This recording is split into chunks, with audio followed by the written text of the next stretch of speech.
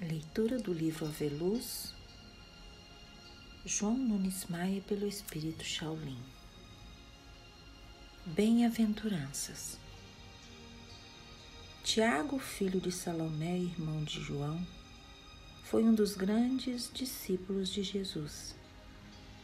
Queria fazer compreender as regiões espirituais elevadas com o seu modo de ser e desejava que a maior parte do seu tempo fosse dedicada ao aperfeiçoamento íntimo. Meditava sem perda de tempo em como fazer o melhor sempre, à procura da perfeição. Quando ouviu Jesus falar das bem-aventuranças, uma esperança cintilou em seu coração e junto dela o prazer de viver. Contudo, ouvia um sopro na intimidade da alma dizer: isso tem um preço. E realmente tem um preço, não na área comercial dos homens, mas o ouro do sacrifício, da educação, da disciplina e do trabalho constante no aperfeiçoamento espiritual. Enfim, na plena domesticação das forças da alma e do corpo. Tiago acreditava na luz, mas sabia que para chegar até ela teria de vencer as trevas que aparecessem com inumerosas características. O filho de Salomé tanto procurava a perfeição que, quando pensava em uma companheira que o ajudasse no barco da vida, visualizava-a cheia de encantos, expressando beleza e virtude em todos os gestos. Chegava quase a senti-la pelo poder engenhoso da mente.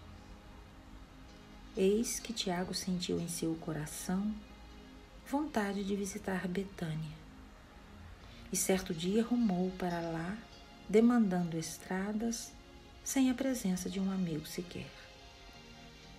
Não tinha receio da noite, pelo contrário, extasiava-se de felicidade olhando as estrelas da madrugada.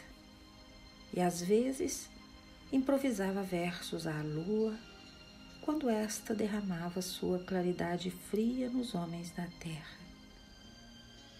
Avançava na estrada. Ao descer uma inclinação perigosa, olhou cuidadosamente onde poderia pisar com mais segurança. Súbito, sentiu no coração uma alegria diferente e começou a solfejar uma canção que lhe recordava os tempos idos de criança nos campos, junto ao rebanho, na famosa Betsaida. Sua cabeça, de repente, rodopiou no tronco do corpo. Seus olhos perderam muito do brilho e as pernas deixaram de oferecer apoio para a massa física. Não temeu. Procurou um velho tronco caído que o tempo esquecera de transformar em adubo. Sentou-se e lembrou-se de Deus, dando início mesmo em dificuldade a uma oração.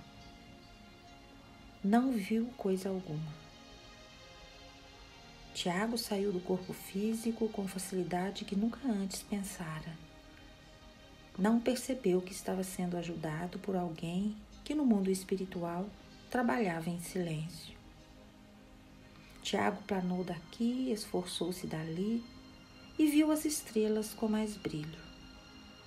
Buscou a lua e percebeu com mais nitidez sua visão ampliada ao infinito. Isso fez ele vibrar com as belezas da criação.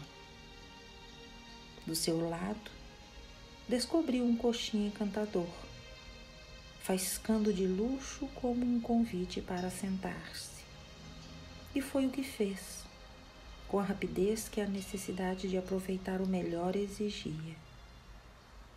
Olhou com precisão e à sua frente apareceu, como por encanto, uma mulher de rara beleza e harmonia, que pediu para sentar-se ao seu lado.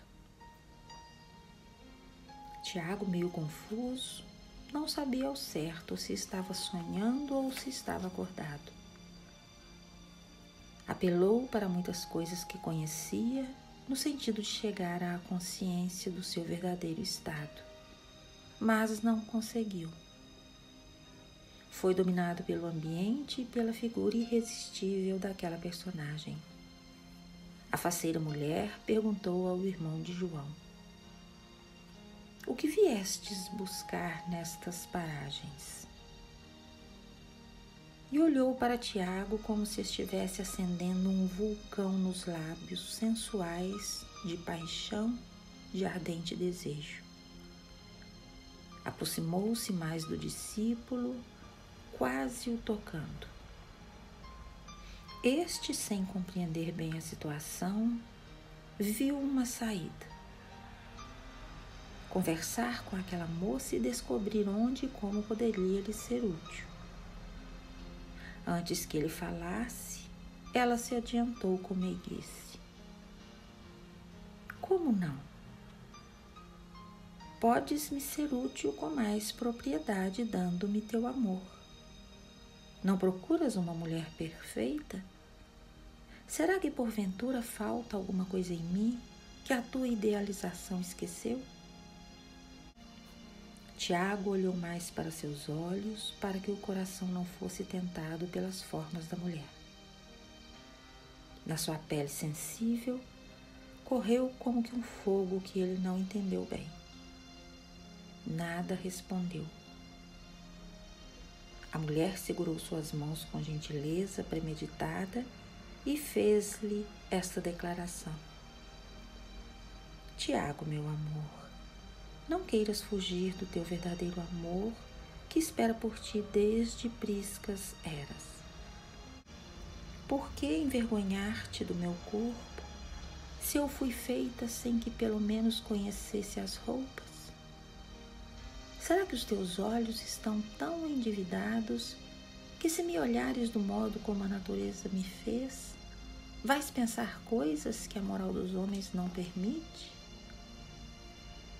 Fica sabendo que esses homens que tanto pregam a retidão de conduta são hipócritas, que aconselham e não vivem, que mandam e não fazem, que escrevem e têm vergonha de ler, que vestem os melhores e mais ricos tecidos, mas que verdadeiramente gostam é de mulheres que esquecem o pudor e se desvencilham de algo que as cobre com facilidade. Atenta para isso. Chama-o na intimidade de lado. Eu sou tua, aqui estamos nós dois, e nós dois somos um, pela força do amor. Não gostas tanto de pregar o amor? Eis aqui o teu, todo teu. Usa-o sem que a vergonha esfrie a tua vida." O discípulo, com os olhos sempre cerrados, demorava a raciocinar. Por fim sentiu-se melhor e pôde pensar no mestre por instantes, sem contudo coordenar bem as ideias, surgindo-lhe uma forma de pensamento. Somente vendo o brilho dos seus olhos, conseguiu dizer à moça: "Não sei com quem falo. Sei certamente que és filha de Deus. Peço-te por caridade que não me induzas a isso. Quero pensar. Amor não se faz de uma hora para outra, e eu não estou preparado para tal. Peço-te que me des tempo e que Deus aprove minhas atitudes. És realmente bela, e por vezes pensava em uma mulher que não fugisse a esse talhe. No entanto, apelo para o teu pudor e que desculpes a minha exigência." Quando ia se calando, a mulher, na meiguice peculiar, à sua paixão, reforçou o que antes falara. Quando pensastes logo em uma dama para o teu convívio, esquecestes de vesti-la ou assim fizeste por achares melhor? E olhou dentro dos olhos de Tiago com um sorriso irresistível. Nisso, ia passando um viajante a cavalo que deparou-se com aquele homem já esticado no chão, com os cantos da boca denunciando grave enfermidade e derramando uma espuma leitosa. O homem desceu do animal e deu uma sacudidela em Tiago. Este acordou assustado e custou a voltar a si. Meio confuso, perguntou o que acontecera, onde estava, mas com o tempo vai descobrindo o que sentiu e a espécie de sonho na estrada de Betânia. Conversou com o Senhor que o amparou, agradeceu e seguiu viagem, já ao raiar do sol. Os dias em que Tiago ficou em Betânia pareceram anos. Voltou para Betsaida ansioso por encontrar João, Pedro, André e os outros e contar tudo o que acontecera com ele, pedindo socorro espiritual. E ainda mais, queria falar com Jesus. Tinha necessidade de conversar com o Mestre. A igreja de Betsaida guardava em seu seio todos os discípulos. Natanael, pelo leve gesto do Senhor, fez a oração da noite. E Tiago, irmão de João, filho de Salomé, perguntou a Jesus nestes termos: Mestre, o que vem a ser as bem-aventuranças? O Cristo, dentro do seu modelar comportamento, manifestou-se com satisfação. Tiago, as bem-aventuranças, meu filho, alcançam na terra sempre os sofredores que reconhecem na dor lições indispensáveis de aprimoramento espiritual. As bem-aventuranças no mundo aproximam-se daqueles que, mesmo diante de auras provas, dão todos os testemunhos de fidelidade, de esperança e de amor, como prêmio dos céus. As bem-aventuranças descem aos homens para confortar os que vêm marcados ao mundo por doenças que vencem o tempo e que os acompanham até o túmulo, e que sabem com coragem suportá-las pacientemente, tirando desse estado normas de vida singular, de maneira a nunca esquecer a bondade do Criador. Não podes ser bem-aventurado ou alcançar as regiões resplandecentes como parte integrante dos anjos, se não passares por testes que te comprovem as qualidades. Há muitas pessoas que se revoltam com facilidade diante da dor, mas esquecem-se ou ignoram que somente ela desabrocha na alma e o esplendor da luz celestial. A tendência de quase todo ser humano é fugir à disciplina por desconhecer seus benefícios. É muito agradável a quem ouve falar com uma pessoa cheia de delicadeza, de cujos lábios desprende sempre um sorriso acompanhado de amor. Mas, por certo, não atina com os modos pelos quais essas posturas foram aquinhoadas e quanto trabalho custaram essas conquistas. Uma joia, depois de pronta, é muito valiosa e costuma juntar em torno de si muita gente a admirá-la. Porém, à procura desse tesouro, poucos são os que persistem, entregando-se a duros trabalhos consecutivos, às vezes até durante toda a existência, para pôr as mãos em tais preciosidades. Tiago ardia por dentro.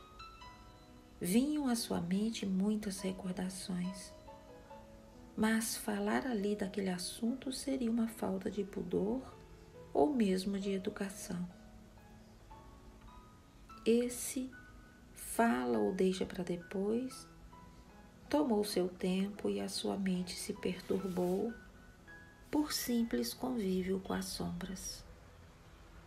O mestre interrompeu seu silêncio com as seguintes considerações. Tiago, não nos compete julgamento algum. Julgar é privilégio de Deus por ser Ele a onisciência universal.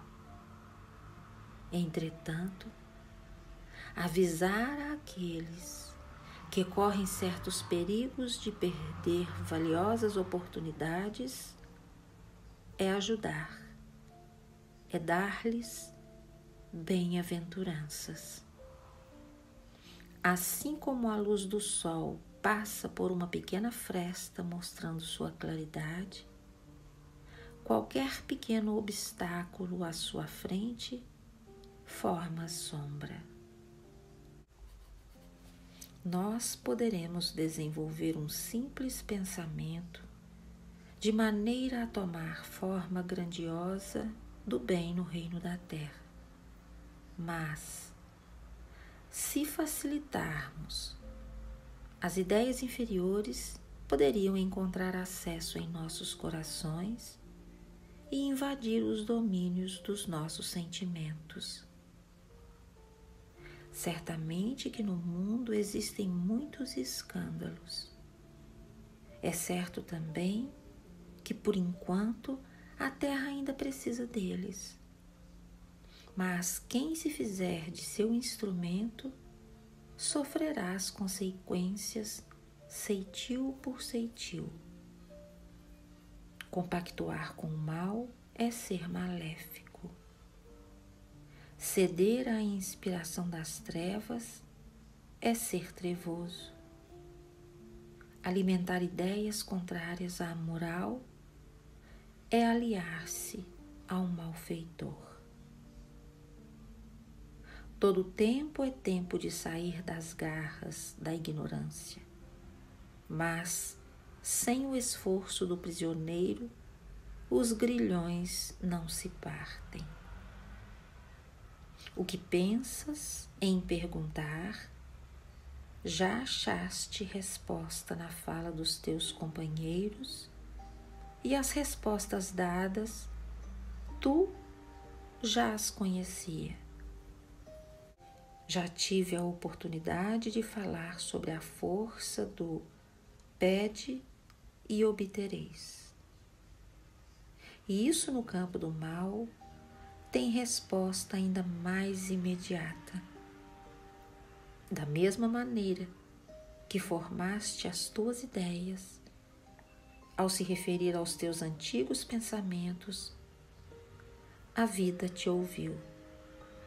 E algo idêntico apareceu com os mesmos detalhes que o instinto animal se esquecerá de cobrir. A humanidade ainda não está preparada para viver uma vida de maior simplicidade, com relações mais íntimas de uns com os outros. Mas a evolução irá oferecer mais tarde os meios de ver sem desejar, de tocar sem possuir, de agradar sem escandalizar. O verbo do mestre se acomodou, permanecendo no ambiente uma irradiação suave e penetrante. estimulando os que ali se embebiam das belezas imortais da vida espiritual. Jesus assumiu nova posição e ofertou aos discípulos outros valiosos conceitos, enunciando assim: meus filhos, que Deus vos abençoe.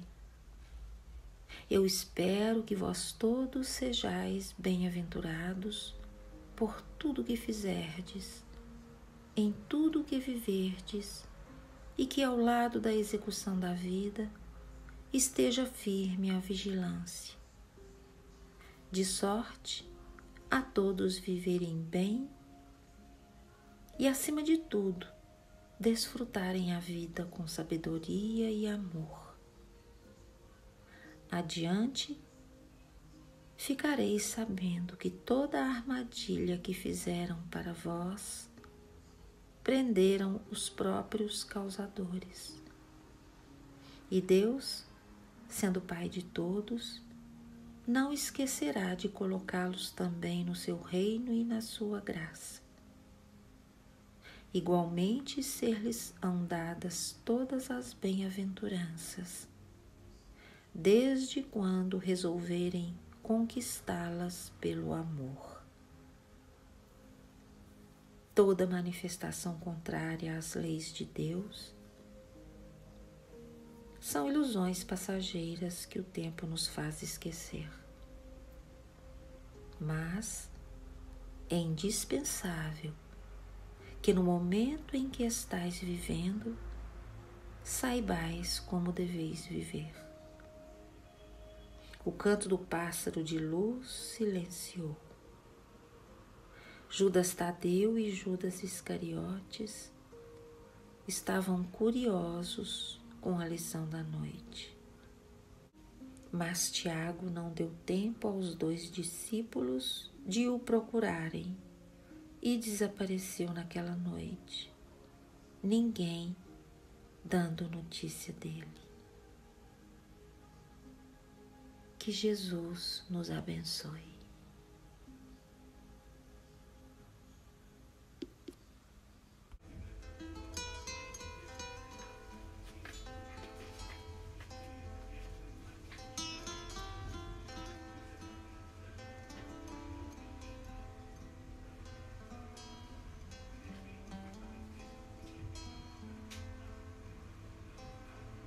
Senhor,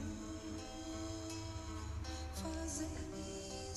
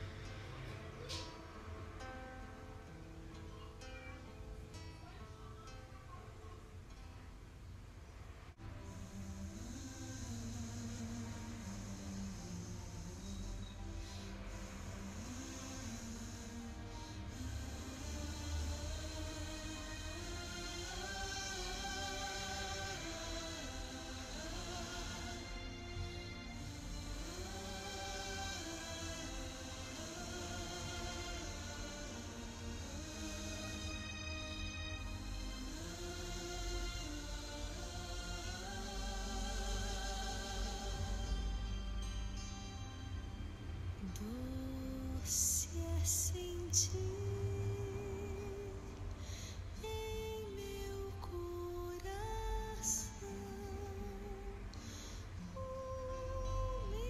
humildemente